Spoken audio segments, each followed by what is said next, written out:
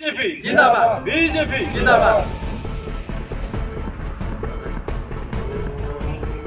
भारत माता की जय भारत माता की जय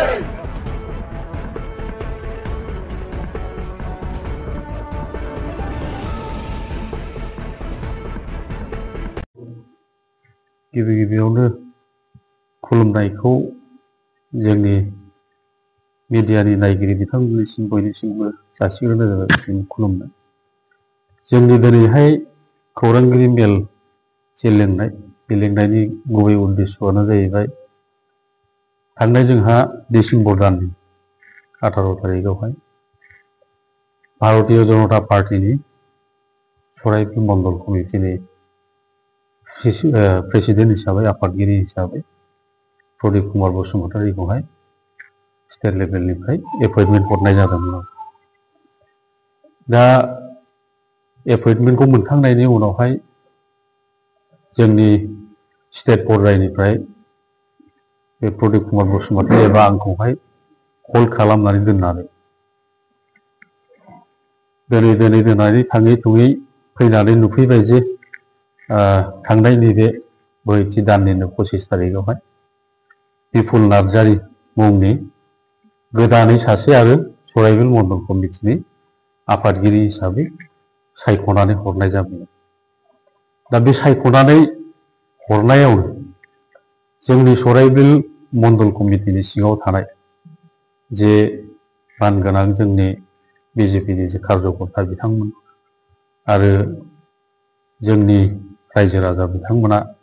मथै गोजोननाय मोनाखै बिपुल नार्जारी बिथांखौ हरनायाव। रायजो राजा एबा कार्यकर्तानि बुंनाय एबा जोंनि डिस्ट्रिक्ट लेभेल स्टेट लेभेलाव खावलायहरनो खुद्रिहरनो थिननाय लेखा जेरैहाय जोङो बे प्रेस मिटखौ लेंनाया जाहैबाय आरो पुनराय प्रदीप कुमार बसुमतारीखौ मण्डल प्रेसिडेन्ट हरफिनोबा गाहाम जागौ होननानै जोंनि जिल्लानि आफादगिरि स्टेटनि आफादगिरि आरो जोंनि आसाम सरकारनि मानगोनां डक्टर हिमेन्त बिश्व शर्मा बिथांनियाव खावलायनो होननानै दिनैहाय बे प्रेस मिटखौ लेंनाय जादों। बावहाय मोनसे ओरैबायदि बाथ्रा बुंनो सानाब्लाबो बुङोब्ला गावनि दलखौनो बखिनाय जागोन बेखौ नोजोर बोनानैब्लाबो दलनि सार्थआव बुंनांगौबो जायोदि जोंहा थांनाय बोसोरसेनि सिगां सराइबिल समस्ति हिसाबै गोबां मोजाङैनो सोलिलांबाय थादोंमोन। दोलोनि खामानिफोरखौ नों दानागार आं दानागार रंजा बाजायै भारतीय जनता पार्टीखौ जोङो गोजौ लेभेलसिम लांदोंमोन। बे समाव जोंहा गोदान सरकार जानाय समावहाय सराइबिल मण्डल कमिटिनि आफादगिरिया निर्मल कुमार पालमोन। बिनि नेतृत्वआवनो ओरैबायदि लैहोरै जोङो बिजेपि दोलोखौ जौगासार होनो हादोंमोन, खौसेयाव लाबोनो हादोंमोन। किन्तु दुर्भाग्यजनकआ बेनो जे बिथांनि नेतृत्वआव सराइबिल कन्स्टिटुएन्सियाव सरकारि एजेन्सि हिसाबै रायजो राजानि मदद सहयोगिताखौ नायनो हेफाजाब होनो हिसाबै प्रत्येकटा बिसिडिसिआव चेयारमेन भाइस चेयारमेन बिथांनि आखाइजोंनो सेलेक्सन खालामनानै होनाय जादोंमोन जोंनि बिटिसि गभर्नमेन्टनि दारै। दा बे सेलेक्सन खालामनायाव जोंनि जिल्लानिफ्राय एबा थांनाय समाव राजकुमार ब्रह्म बिथाङा जे क'क्राझार डिस्ट्रिक्ट कमिटि बिजेपिनि आफादगिरिमोन, बिथांनि नेतृत्वआवहाय जोंनि 7 जन बिसिडिसि चेयारमेन भाइस चेयारमेन लोगोसे TCLCCनि चेयारमेनखौबो बोख्लायनाय जानायावहाय बे समनिफ्रायनो जोंनि जे सराइबिल मण्डल कमिटिनि कर्मकर्ताफोर बिथांमोननि हाबा मावनायनि जे इन्टारेस्ट बे बायनानै थानाय जादों दा बे बायनानै थानायखौनो आरो गोदानै मेकआप खालामफिननो हायो खोमा बेखौ नोजोर लाखिनानै जोंनि ज्येष्ठ जे कार्यकर्ताफोर पुराना कार्यकर्ताफ्रा आरो नारा नाथा नाजाफिनलायनानै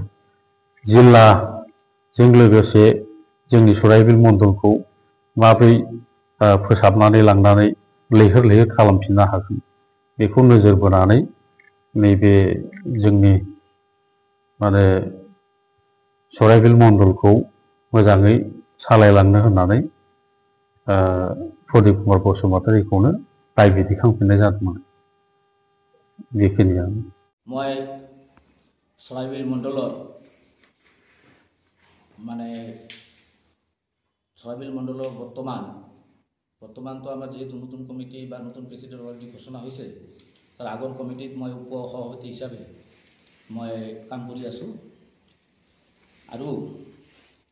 2024-25 सनत आमार दलर नीति अनुसरी जी संगठन पर्व चलि आसिल সেই সংগঠন পৰ্বত ভিতৰত আমাৰ মণ্ডল পৰ্যায়ৰ যিখিনি নেতৃত্ব এতিয়াও সলনি হৈছে তাৰে ভিতৰত এই মণ্ডল পৰ্যায়ৰ সভাপতি বাছনিক লৈ এটা ৰাজ্যিক সমিতিৰ পৰা এটা টিম দিয়া হৈছিল ডিআৰও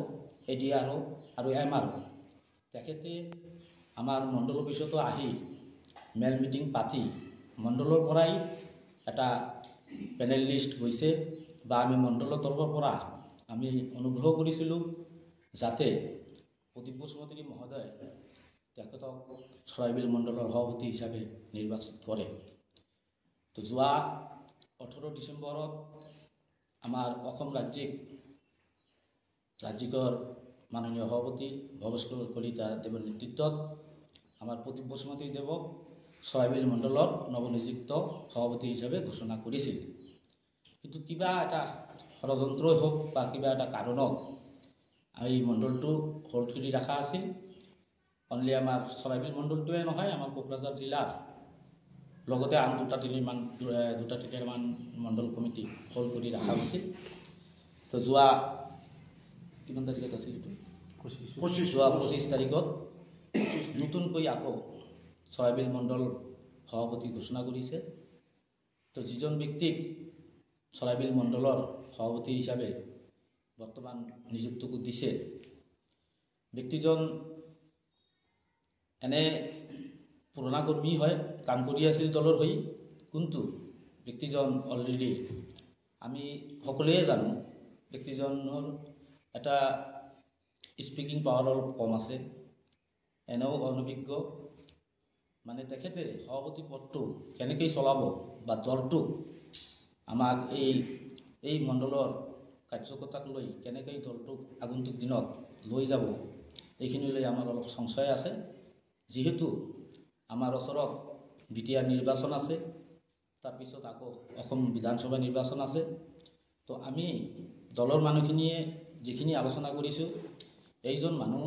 চৰাইবিল মণ্ডলখন ভালকৈ চলাই লৈ যাবলৈ নোৱাৰিব এই গতিকে আমি আমাৰ ৰাজ্যিক সমিতিৰ মাননীয় সভাপতি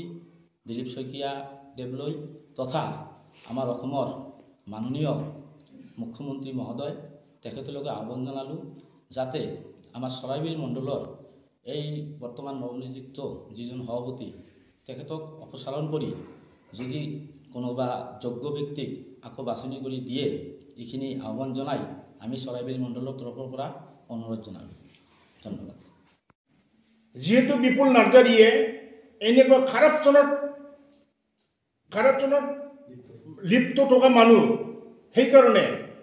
এই বিপুল নাৰ্জাৰীক চৰাইবিল মণ্ডলৰ প্ৰেচিডেণ্টটো দিব নালাগে আৰু সেইকাৰণে আজি মই অসমৰ মুখ্যমন্ত্ৰী শ্ৰীযুত হিমন্ত বিশ্ব শৰ্মা দেৱলৈ আহ্বান জনালোঁ দেন আমাৰ সন্মানীয় মুখ্যমন্ত্ৰী শ্ৰীযুত হিমন্ত বিশ্ব শৰ্মাই চৰাইবিল মণ্ডলৰ যিটো নৱনিযুক্ত মণ্ডলৰ প্ৰেচিডেণ্টক অপসাৰি সোনকালে কৰি নতুন যেন আৰু প্ৰেচিডেণ্ট দিয়ে সেইকাৰণে মই আপোনাৰ ওচৰত প্ৰাৰ্থনা কৰিলোঁ আৰু ছেকেণ্ড অসমৰ ভাৰতীয় জনতা পাৰ্টীৰ সভাপতি শ্ৰীযুত দিলীপ শইকীয়াক আহ্বান জনালোঁ এখেতেও ভালকৈ বিচাৰ কৰি চৰাইবিল মণ্ডলৰ যি প্ৰেচিডেণ্ট বিপুল নাৰ্জাৰী এখেতক অপসাৰিত কৰি নতুন প্ৰেচিডেণ্ট দিয়ে, নহ'লে নেক্সট ইয়াৰ পৰিণামটো বৰ বেয়া হ'ব চৰাইবিল মণ্ডলৰ। সেইটো কৈ মোৰ বক্তব্যটো ইয়াতে সামৰি দিলোঁ।